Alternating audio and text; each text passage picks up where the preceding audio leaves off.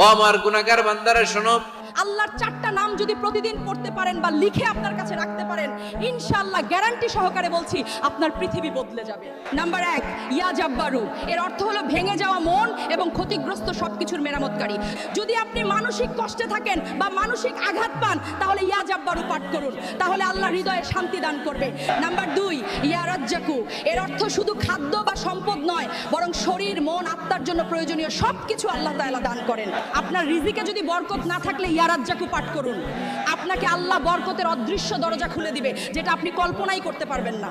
Number 3, ইয়া সালামু। এর অর্থ হলো শান্তি এবং নিরাপত্তা দাতা।